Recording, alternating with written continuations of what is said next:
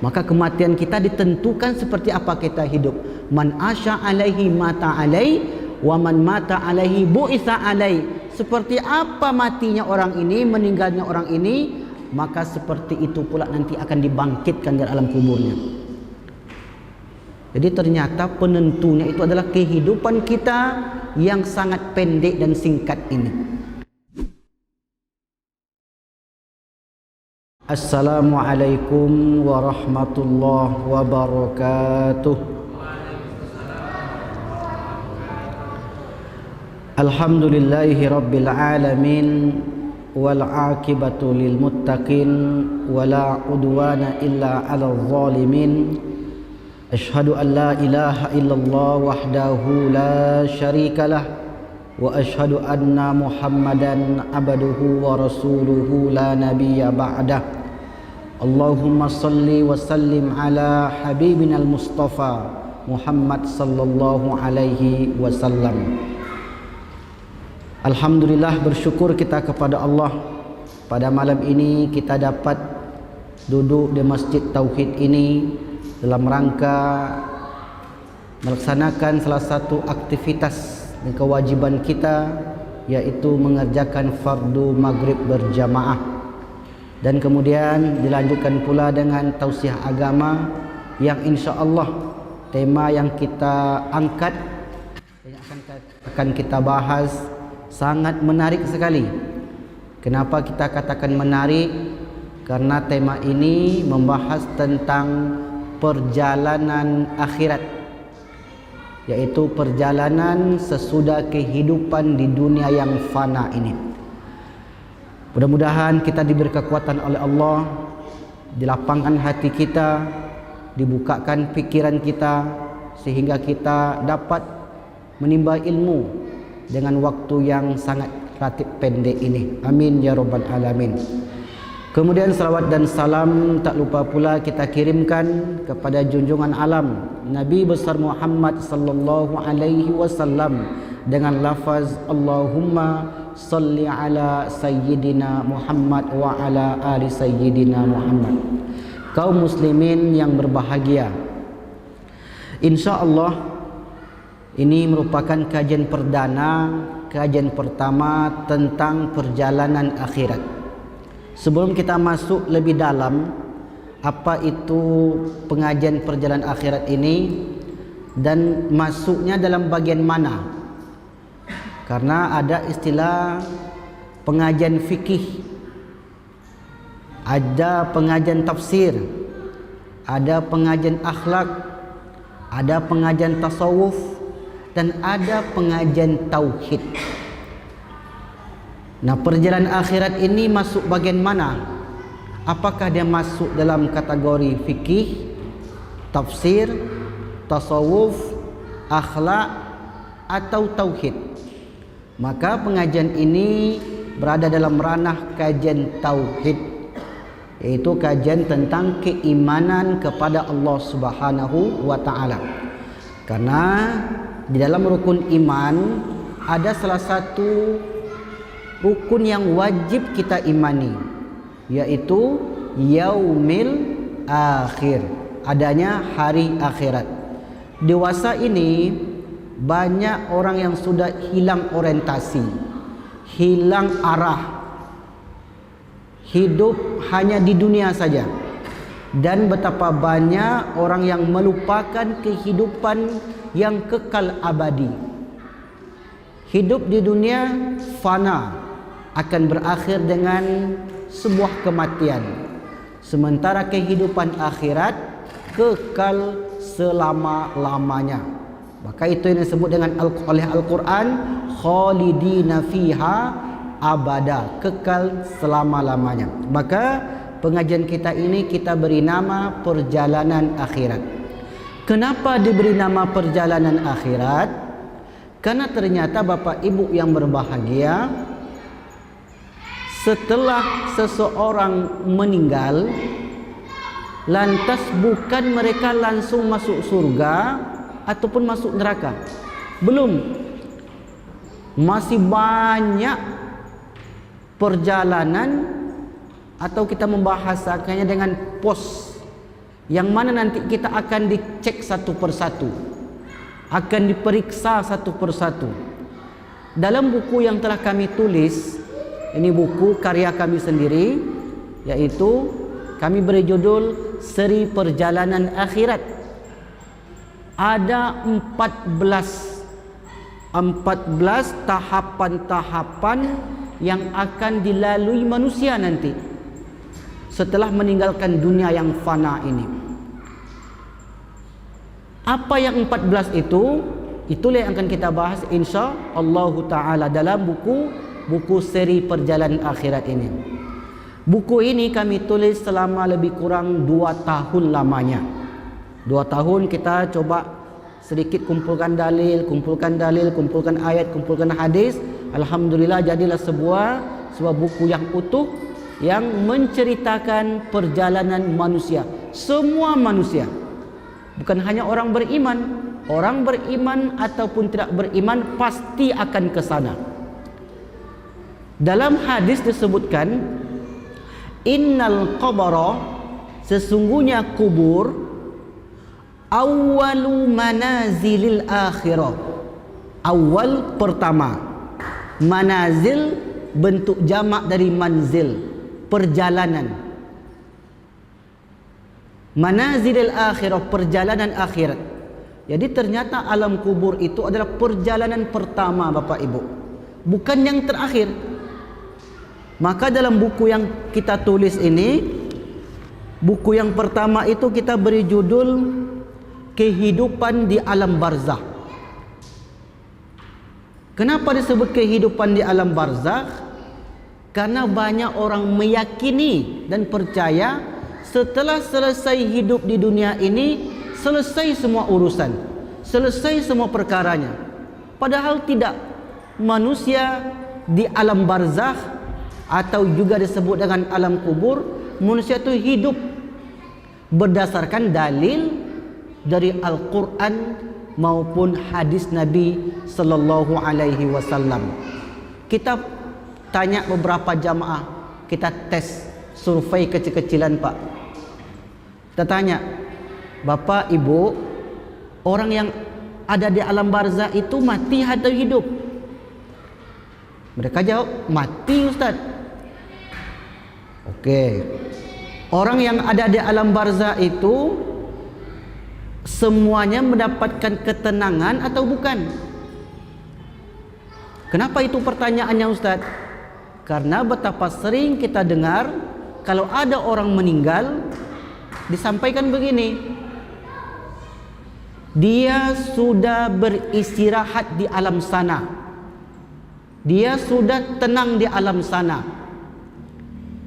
Pertanyaannya, apakah betul setiap orang yang berangkat bertemu dan menuju Allah itu tenang? Jawabannya tentu tidak Bapak Ibu. Tergantung jenazah siapa yang berangkat. Ada keluarga kita mau berangkat umroh misalnya, tak ada bekal, tak ada persiapan. Apakah nanti dia sampai di tujuan dia akan tenang? Tentu tidak akan tenang, akan gelisah karena tidak ada persiapan. Maka ketika mereka mengatakan dia sudah beristirahat di alam baka, dia sudah tenang di alam sana, maka ini perlu diluruskan kembali. Siapa sebenarnya yang dikatakan tenang? Nah, mereka atau orang-orang yang beriman yang telah meninggalkan kehidupan di dunia ini dan orang-orang yang pernah hidup, dia akan berada di alam yang keempat. Kita menyebut yang keempat, Pak. Kalau keempat berarti ada yang pertama, Ustaz, ada kedua, ada ketiga, ada keempat, dan ada yang kelima. Ya, benar. Ada 5 alam yang dilalui manusia, Bapak Ibu. Yang pertama kita sebut dengan alam arwah. Itu yang pertama, alam arwah. Setelah di alam arwah ada alam rahim. Di alam rahim kita hidup atau mati? Hidup. Hidup sesuai undang-undang alam rahim. Setelah di alam rahim masuklah ke alam yang ketiga, alam dunia, yang kita sekarang berada di sini. Setelah alam dunia, maka sampai pula kita ke alam barzakh atau alam kubur. Saya sering bertanya kepada jamaah Bapak Ibu, alam barzakh itu apa artinya? Barzakh itu sendiri apa artinya? Padahal sudah sering diucapkan barzakh, alam kubur. Padahal dua bahasa itu bukan dari bahasa Indonesia. Apa makna sebenar barzakh? Inilah yang akan kita kaji, InsyaAllah ta'ala. Kemudian setelah berada di alam barzakh, maka barulah akan berada di alam yang terakhir, alam yang kelima yang disebut dengan alam akhirat. Akhirat disebut akhirat karena akhir, tidak ada lagi kehidupan sesudah itu. Maka Al-Quran mengatakan khalidina fiha abada, mereka kekal di dalamnya selama-lamanya. Kemudian kehidupan di alam barzakh ini, manusia akan dihadapkan dengan kenikmatan dan azab. Kata Imam Ibn Qayyim Al-Jauzi, kehidupan manusia di alam barzakh dua saja. Yang pertama muna'amatun, orang-orang yang mendapatkan nikmat. Yang kedua mu'azzabatun, yang kedua mendapatkan azab. Seperti apa nikmat di alam barzakh dan seperti apa azab di alam barzakh juga telah kita tulis dalam buku ini, dan insyaAllah nanti ke depan kita akan jelaskan satu persatu, step by step, karena di alam barzakh itu banyak sekali hal-hal yang dilalui oleh manusia. Di alam barzakh ada orang-orang yang mendapat keistimewaan dari Allah Subhanahu wa ta'ala. Di alam barzakh ada orang-orang yang mendapat siksaan sepanjang hari. Dan juga ternyata kasih sayangnya Allah Subhanahu wa ta'ala, ada amalan-amalan ringan bila dilakukan oleh orang beriman akan dimudahkan oleh Allah kehidupannya di alam barzakh. Akhir dari buku ini, di bab terakhir, kita menulis tentang amalan-amalan penyelamat di alam barzakh. Ada beberapa amalan yang telah kita tulis. Kemudian setelah berakhir alam barzakh, datanglah kiamat. Kiamat. Sebelum kiamat besar atau kiamat al-sughra, al-kubra, ada yang disebut dengan al-qiyamatu as-sughra, kiamat kecil. Nah, tentang kiamat kecil ini bukunya sedang proses dalam waktu beberapa bulan ini akan selesai. Kan kita gabungkan nanti dengan buku yang ini. Dalam buku ini kita baru menjelaskan kiamat besar dan kiamat kecil. Kiamat kecil secara umum, kiamat besar kita bahas secara terperinci. Munculnya Dajjal, munculnya Imam Mahdi, Ya'juj dan Ma'juj, dan sampai tiupan sangkakala pertama dan sangkakala kedua. Ada dua tiupan sangkakala. Tiupan yang pertama mematikan orang yang ada di bumi. Yang di alam kubur berada di alam kubur sejak zaman Nabi Adam dahulu. Kemudian datang tiupan sangkakala pertama, meninggal matilah semua makhluk yang ada di dunia ini. Kemudian jarak antara tiupan pertama dan tiupan kedua lebih kurang 40 tahun. Kemudian sejak itu baru terjadi tiupan sangkakala kedua, yang itu menjadi pertanda datangnya hari berbangkit. Jadi itu prosesnya Bapak Ibu. Jadi kita urai dari awal supaya tergambar oleh kita apa saja yang akan dilalui. Nah, hari berbangkit ini banyak sekali ayatnya tentang hari berbangkit. Bahkan inilah yang tak disukai oleh Abu Jahal, Abu Lahab dan abu-abu yang lain yang berada di kota Mekah. Wa qalu a idza mitna wa kunna turaba wa izama inna lamab'utsun. Mereka berkata kepada Muhammad, wahai Muhammad, kami sudah mati, tak ada lagi sangkut pautnya Muhammad. A idza mitna wa kunna turaba, dan kami sudah menjadi tanah. Diambilnya pasir, diginikan depan Muhammad, Pak. Ini wahai Muhammad, tulang belulang kami itu dah hancur. wa dabarana masalah wa nasiya khalqa qala may yuhyil izama wa hiya ramim. Wahai Muhammad, kami dah jadi ramim, tulang belulang dah jadi abu, dah hancur. Mungkin kami dibangkitkan lagi?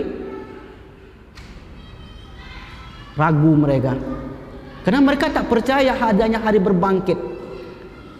Maka dijawab oleh Allah dalam surat Yasin, man ba'atsana min marqadina hadza.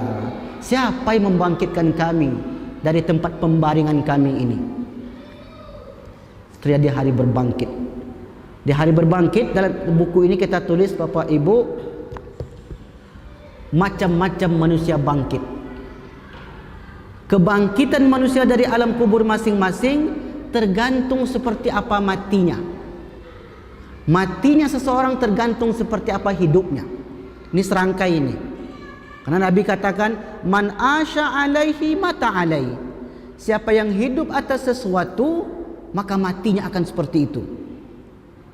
Hidup di atas dakwah, Allah akan wafatkan di atas dakwah. Hidup di atas belas kasihan kepada orang lain, Allah wafatkan akan seperti itu.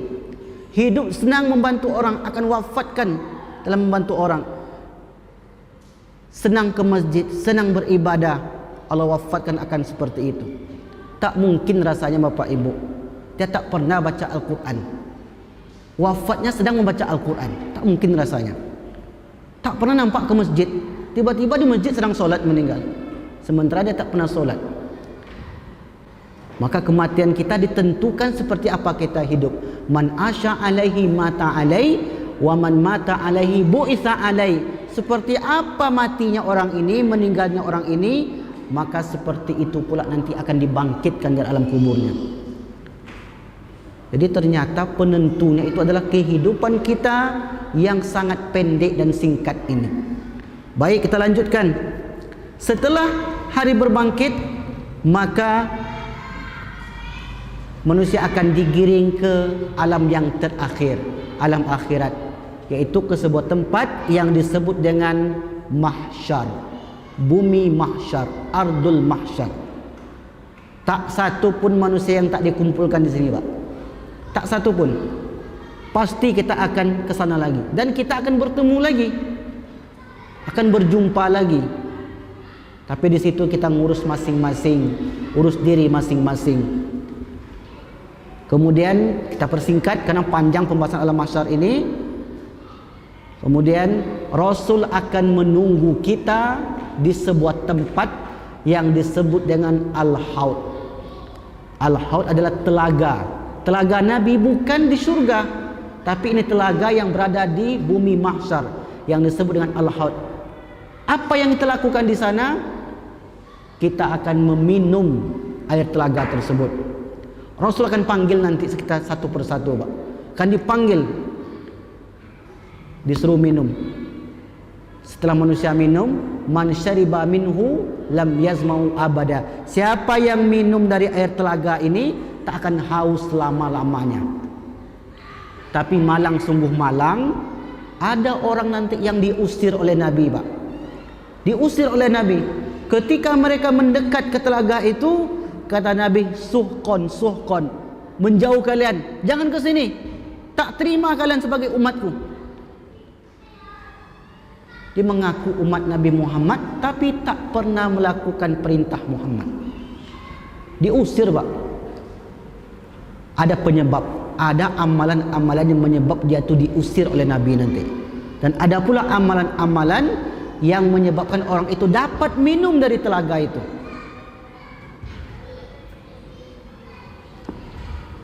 Kemudian sesudah itu, setelah kita selesai minum, barulah kita akan digiring ke Yaumul Hisab, hari perhitungan. Di situlah baru dihitung kita. Kalau di alam kubur belum ada perhitungan, Bapak Ibu. Dalam kubur, orang yang sudah meninggal masih menerima transfer pahala. Kita bahas saja transfer, Pak, supaya cepat pahamnya. Kalau kirim pahala nanti macam-macam nanti bahasanya. Transfer pahala. Tapi jangan tanya nomor rekeningnya, kemana nomor rekeningnya, tidak. Transfer pahala kepada orang yang sudah meninggal. Ada enggak dalilnya, Ustaz? Lengkap. Tak ada istilah, tak ada dalil itu. Di alam kubur masih menerima. Makanya kita sedekah atas nama orang tua saya, wakaf dengan atas nama orang. Tapi kalau sudah sampai ke alam akhirat, yang hisab tak ada lagi. Disitulah baru tutup buku, maka dihitung satu persatu. Dihitung satu persatu. Setelah selesai dihitung, baru ditimbang. Ditimbanglah amalan kita tadi. Selesai proses penimbangan, apa yang kita dapat? Diberikan catatan amal. Kita ke supermarket, Pak. Kita beli semangka. Kita hitung, kita timbang, lalu kemudian diberikan catatannya, struknya. Ini yang Bapak bayar sekian. Ini saya kiaskan supaya cepat paham. Karena kalau belanja kan ngantri di kasir kan bayar kita. Itulah struknya. Berapa yang kita bayar sesuai yang kita ambil. Apa yang kita terima sesuai yang kita buat. Maka Allah katakan, la yughadiru saghiratan wala kabiratan illa ahsaha. Tak ada yang luput. Tak ada yang terlewatkan, semua tertulis rapi. Hari ini tanggal 24 Februari 2022 dah tertulis. Meluangkan waktunya setengah jam. Meluangkan waktu ini berat nih, Pak. Jangan anggap ringan lagi duduk-duduk seperti ini, berat nih. Kalau Bapak bisa duduk 45 menit, luar biasa itu. Orang kalau duduk di masjid itu tak tahan lama. Coba tengok, habis solat, Assalamualaikum warahmatullahi, Assalamualaikum warahmatullahi, gelisah. Belum sempat berzikir lagi, dah keluar. Ini kita mampu bertahan duduk sampai setengah jam, sampai 45 menit. Tak ada perkara dunia yang kita dapat. Tak ada untung. Kalau Bapak buka kedai dari maghrib sampai isya, dapat itu, piti masuk. Ini tak ada piti masuk, piti keluar yang ada. Kotak berjalan kan dalam pikiran manusia. Tapi itulah kehebatan di dalam Islam, semua akan diganjar sesuai apa yang kita buat. Nah, diberikan catatan semua yang kita lakukan itu. Sesudah itu nampaklah oleh kita kemana arah perjalanan kita itu. Melewati sirat. Di sirat inilah banyak yang berguguran. Jatuh mereka sampai ke alam yang, sampai ke neraka. Terjatuh dari sirat, dari siratal mustaqim sampai ke neraka. Selamat dari sirat, belum masuk surga lagi, Pak. Ada ujung jembatan sirat itu namanya qantarah. Ujung jembatan sirat, ini siratal mustaqim. Ujungnya itu namanya qantarah. Apa yang dibuat di qantarah ini? Kalau ada hutang pihutang tak lunas di dunia, atau kezaliman kepada orang lain tak selesai di dunia, di situ diselesaikan. Maka berhati-hati bagi orang yang senang minjam duit tapi lari habis itu. Ini hati-hati. Karena banyak kejadian, Pak, pinjam sana, habis itu kabur. Ya, di dunia selesai. Banyak amal dia. Kena nanti di sini. Karena nggak selesai utang piutangnya. Baru kemudian jika amalnya banyak, maka baru dia akan masuk surga. Inilah ujung dari perjalanan kehidupan orang beriman. Jika seimbang 50-50, seimbang ini dosa dengan pahalanya. Di mana mereka berada? Allah tahan mereka di Al-A'raf. Pernah dengar Al-A'raf, Pak? Al-A'raf apa artinya, Pak? Al-A'raf itu tempat yang tinggi sekali. Al-A'raf itu arti tinggi. Maka mereka penghuni Al-A'raf ini melihat penghuni surga, merasakan, menikmati kehidupan di surga. Mereka nampak, melihat penghuni neraka, merasakan pedihnya azab neraka. Lalu kemudian mereka berdoa kepada Allah, ya Allah, jangan engkau masukkan kami ke neraka, masukkanlah kami ke surgamu ya Allah. Berkat rahmat Allah Subhanahu wa taala, akhirnya mereka ini pun dimasukkan oleh Allah ke dalam surga setelah sekian lama berada di Al-A'raf. Terakhir, syafaat. Syafaat ini artinya pertolongan. Syafaat, pertolongan. Syafaat di dalam buku ini kita tulis ada 7 macam syafaat. Syafaat Nabi, syafaat orang beriman, syafaat puasa, syafaat baca Quran, syafaat malaikat, syafaat Allah. Salah satunya syafaat orang beriman adalah anak yang menghafal Al-Quran dan mengamalkannya. Terkhusus kepada anak hafal Quran satu orang, maka Allah Rasul katakan, man qara al-Quran, siapa yang membaca Al-Quran, wa hafizahu, dihafalnya, adkhalahul jannata, Allah masukkan anak ini ke dalam surga. Tak sampai di situ, Pak. Kata Nabi, wa syaffa'a asyrata min ahli baitihi, dia akan memberikan syafaat 10 orang kepada ahli keluarganya, allazi istaujabu annar, yang telah masuk neraka. Satu orang di antara keluarga kita yang hafiz Quran, 10 orang selamatkannya. Yang 10 ini siapa, Ustaz? Ayahnya, maknya, datuknya, neneknya. 4, sisa 6. Siapa yang 6 ini? Contohlah, kalau ada Pak RT-nya yang peduli dengan program Al-Quran, alhamdulillah ada Pak RT sini, peduli dia misalnya, insya Allah gara-gara program itu atau informasi dari Pak RT itu, anak dia berhasil menghafal Quran.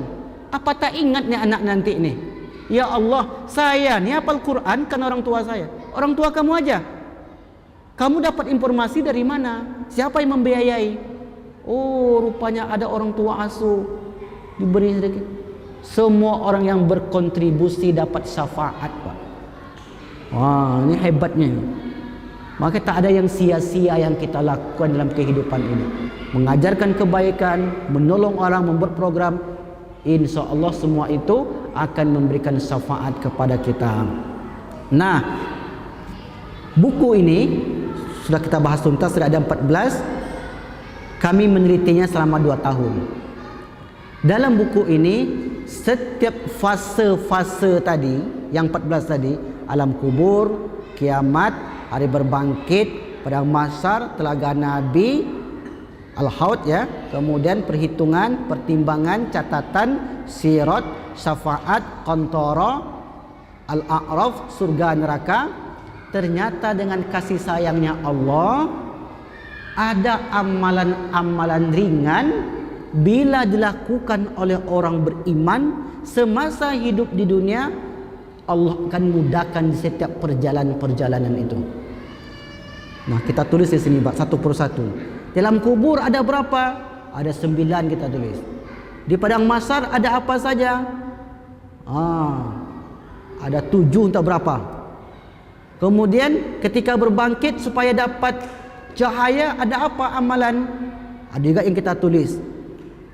Kemudian supaya berat timbangan kita, apa amalan? Ada yang kita tulis. Supaya selamat untuk melewati sirat, apa amalan? Salah satu rupanya, Pak, menjadi pengacara. Luar biasa. Tapi kalau pengacara yang lurus, betul-betul yang menegakkan keadilan. Ternyata ketika melewati sirat, Allah selamatkan dia. Lawyer. Ini motivasi bagi lawyer yang lurus, yang menegakkan agama Allah Subhanahu wa ta'ala. Allah akan bantu dia nanti, akan selamatkan kaki dia dari tergelincirnya siratul mustaqim. Untuk mendapatkan syafaat ada syaratnya. Untuk selamat dari neraka ada syaratnya, ada amalannya. Untuk menambah derajat kita di dalam surga juga ada amalan-amalan yang telah disiapkan oleh Allah dan Rasulnya melalui agama yang mulia ini, yaitu agama Islam. Maka inilah insyaAllah ta'ala yang akan kita bahas ke depan. Pada malam ini kita muqaddimah saja dahulu. Kenapa kita membahas perjalanan akhirat? So terjawab tadi. Jadi kalau ada yang bertanya, Apa sih keunggulan mempelajari ke akhirat? Yang pertama keunggulannya, selama ini orang sudah hilang arah untuk ke akhirat, terutama ke alam barzah. Banyak sekali orang berkeyakinan setelah selesai hidup di dunia ini, selesai semua perkaranya.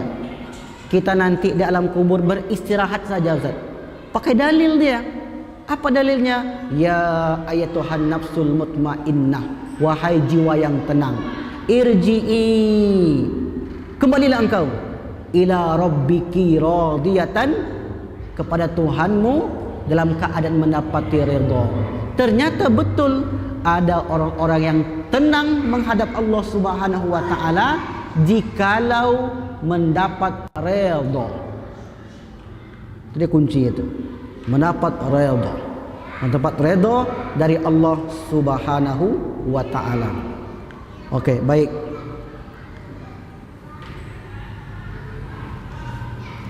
Sebagai pembuka, kita bahas sedikit buku yang pertama ini, yaitu tentang kehidupan di alam barzah.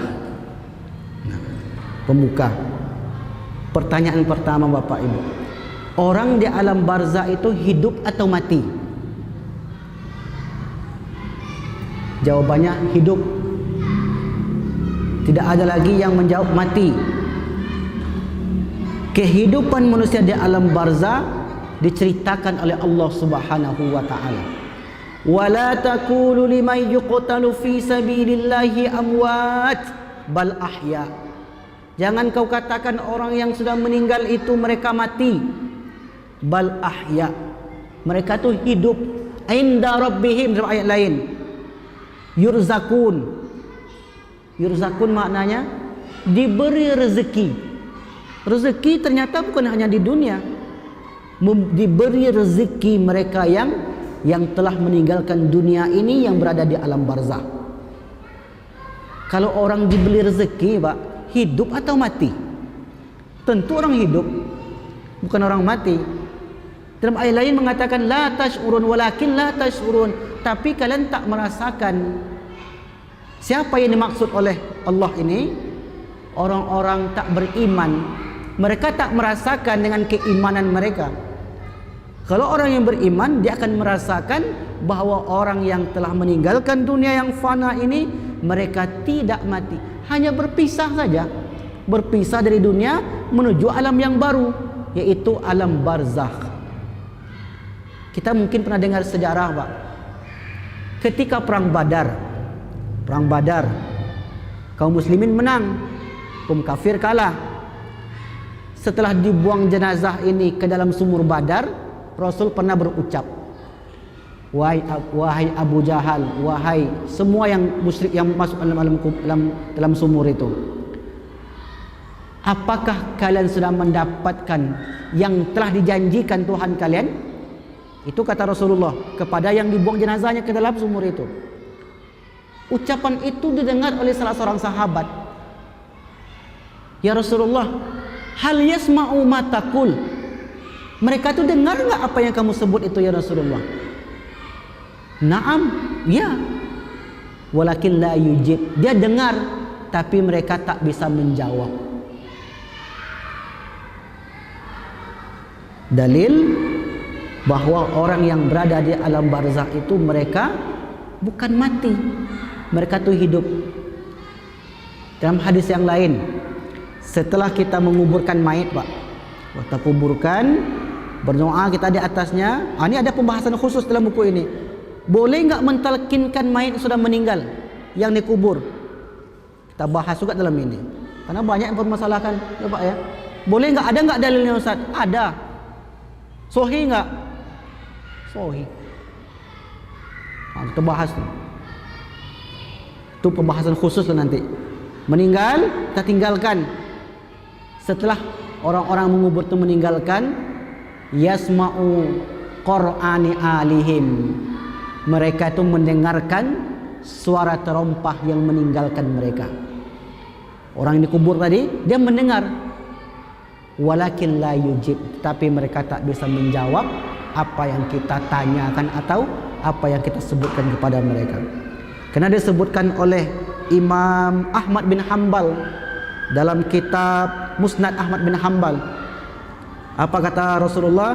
Inna a'malakum tu'radu ala aqaribikum wa asyairikum minal amwat. Sesungguhnya amal kalian yang hidup ini, yang kita beramal sehari-hari ini, tu'radu, ditengokkan kepada keluarga kalian yang sudah meninggal. Tu'radu ala aqaribikum wa asyairikum minal amwat, yang sudah meninggal. Fa in fa'alu khairan, jika yang hidup itu melakukan amal baik, kita maksudnya yang hidup ini melakukan amal baik, istabsyaru bihi, mereka itu bergembira. Bergembira berarti hidup atau mati? Hadis riwayat Imam Ahmad. Fa in fa'alu ghaira dzalik, kalau mereka itu yang hidup tadi tidak melakukan amal kebaikan, mereka berdoa apa? Allahumma la tumithum hatta tahdiyahum. Ya Allah, jangan engkau wafatkan ahli keluargaku itu sampai mereka diberi hidayah, mendapat petunjuk. Ini buktinya. Siapa yang mendoakan ini? Siapa yang berdoa ini? Mereka yang mendapatkan nikmat dari nikmat kubur tadi. Jadi sangat banyak sekali dalil Al-Quran maupun dalil hadis Nabi Muhammad SAW yang menceritakan tentang kehidupan di alam barzakh. Sebagai penutup pembukaan atau mukadimah pengajian kita ini, ada yang tahu artinya barzakh? Biasanya saya bawa buku tuh Bang Namir untuk dikasih hadiah biasanya. Ya, buku ngalap berkah. Biasanya ngalap berkah tuh kasih hadiah. Kalau ngalap berkah. Yang tahu bisa menjawab arti barzakh saya kasih. Insya Allah saya janjikan minggu depan, bulan depan ya. Saya bawakan bukunya atau besok saya titip ke Pak Nawir. Yang tahu arti barzakh. Sebagai penutup. Silakan angkat tangan, Pak.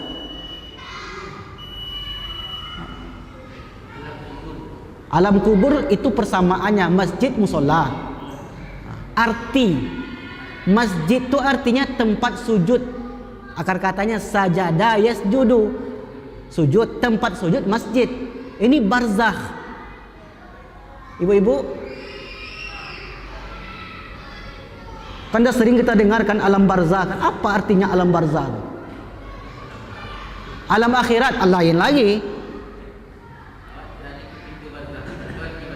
Anak tahu arti barzakh tu?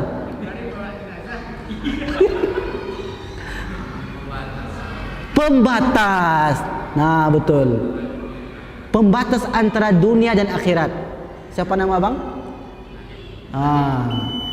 Ada dalilnya di Al-Quran.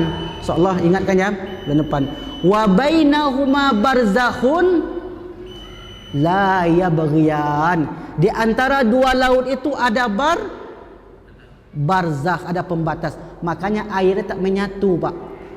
Laut mana yang dimaksud Allah ini? Laut Atlantik. Sampai sekarang air tak menyatu. Buka Google, tengok YouTube, air tak menyatu. Rahasianya apa? Karena ada barzakh, ada pemisah. Maka orang yang sudah sampai ke alam kubur tak ada yang hidup lagi. Ini suatu kesalahan, salah paham. Sudah mati, sudah meninggal, katanya balik ke rumah lagi. Ini banyak keyakinan, Pak. Hari pertama dia memakan rendang, hari kedua makan nasi pulut.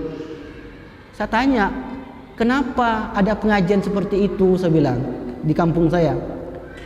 Nggak tahu, Ustaz. Kayaknya Ustaznya tuh suka pulut katanya. Karena setiap daerah beda-beda, Pak.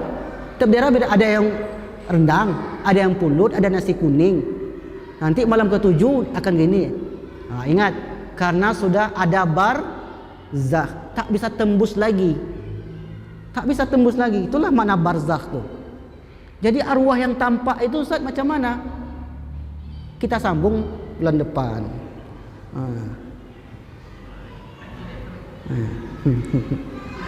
Insya Allah. Kalau ustaznya belum masuk barzakh, Kalau Ustaz masuk barzah duluan ya selesailah pengajian. Tinggal baca bukunya aja. Insyaallah taala. Taib, waktu sudah masuk. Mudah-mudahan pembukaan ini, mukadimah ini menjadi penyemangat kita tentang pembahasan kehidupan setelah kehidupan dunia yang fana. Ada yang bertanya? Alhamdulillah, paham semua berarti. Ini yang kita inginkan. Oke, baik, kita tutup dengan doa kafaratul majlis. Subhanakallahumma bihamdika asyhadu an la ilaha illa anta astaghfiruka wa atubu ilaik. Wal afu minkum. Wassalamualaikum warahmatullahi wabarakatuh.